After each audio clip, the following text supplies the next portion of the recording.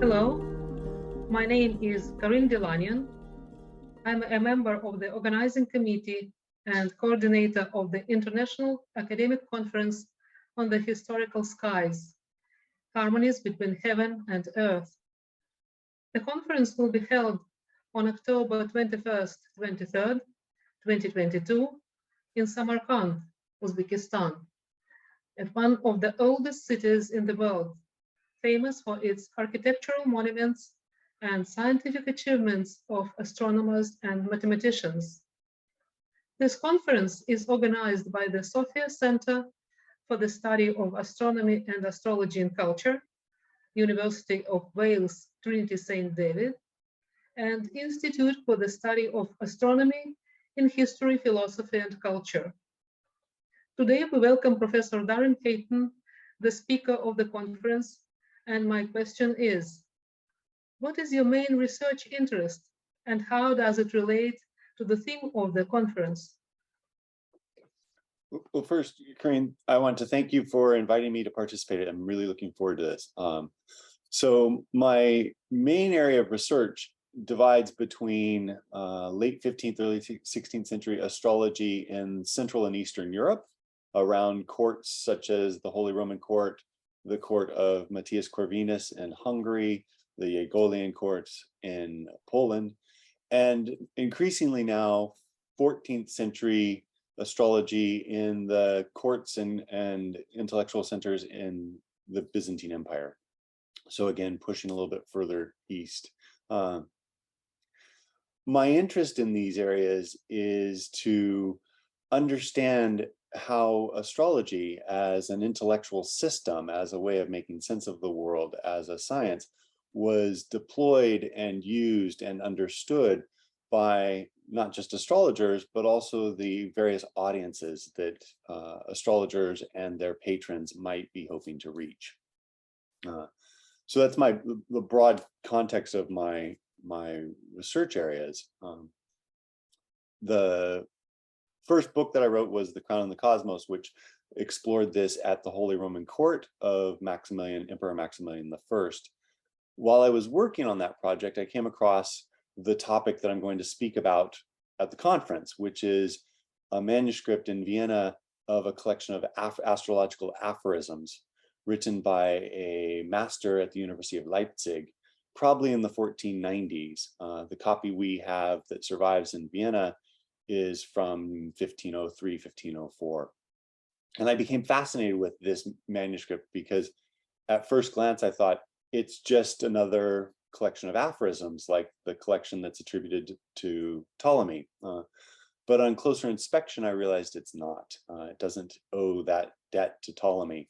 It's longer, the aphorisms are more specific to Conrad Tockler, the master's immediate context. And so what I'm using this opportunity is to begin really exploring what are these aphorisms and how are they functioning in Leipzig and then down in Vienna, when clearly a student went up to Leipzig and copied them down and brought them with him to Vienna. Could you tell us a couple of words about your book, The Crown and the Power? Really, when I read it, I was really intrigued by the topic. So I considered it to be very interesting and for me, absolutely unknown. Right. So, so The Crown and the Cosmos, Emperor Mac focuses on the group of astrologers who collected around Emperor Maximilian I.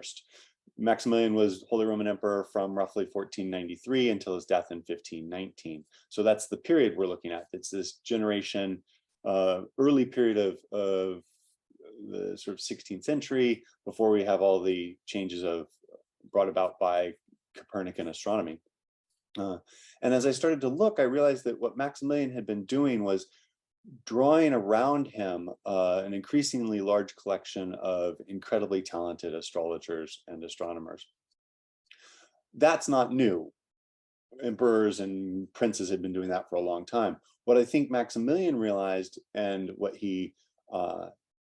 his innovation, if we will, was to bring those astrologers, to make the fact that he was using astrology and astrologers part of his broader political agenda, part of his broader intellectual, social, cultural agenda.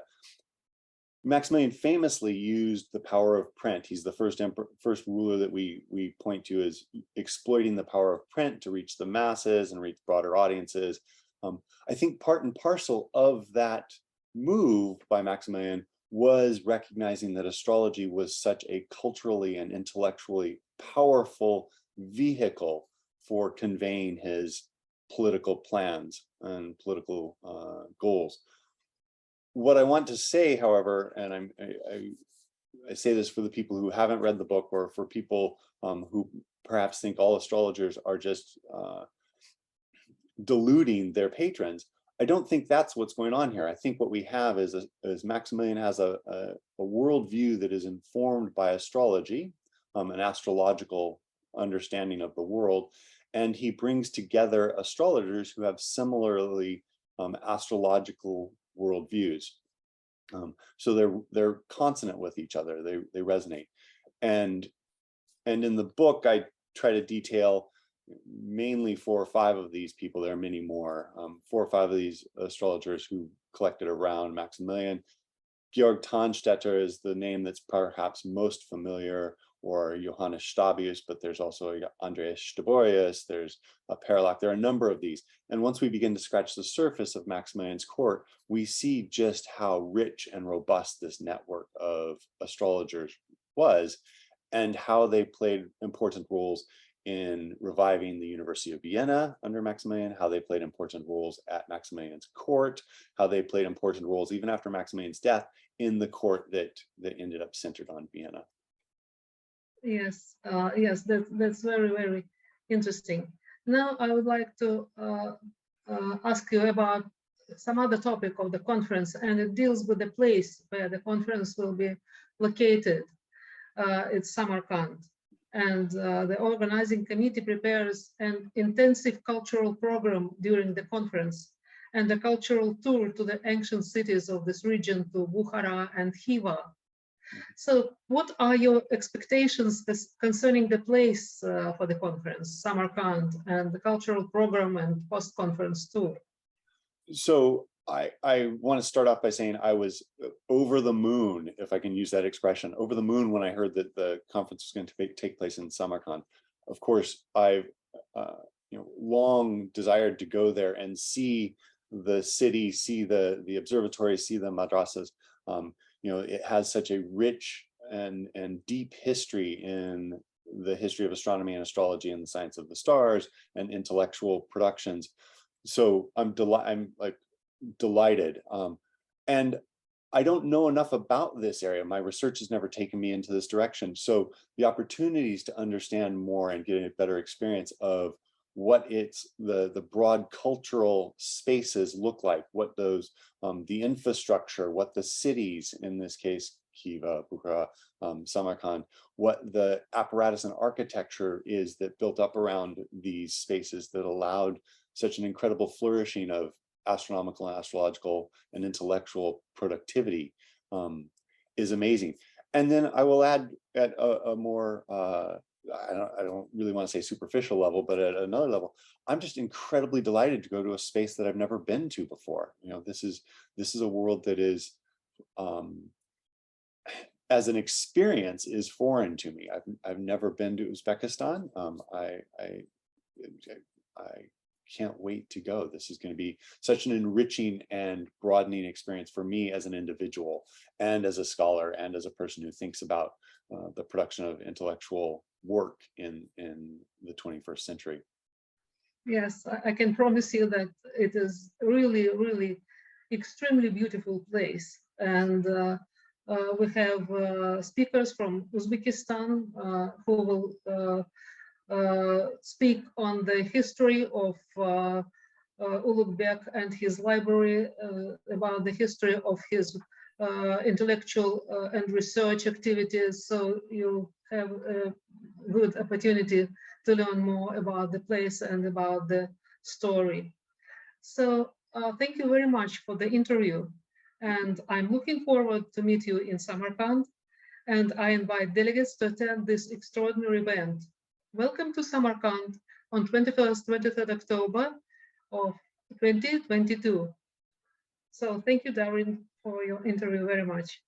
Thank you very much. I really enjoyed this.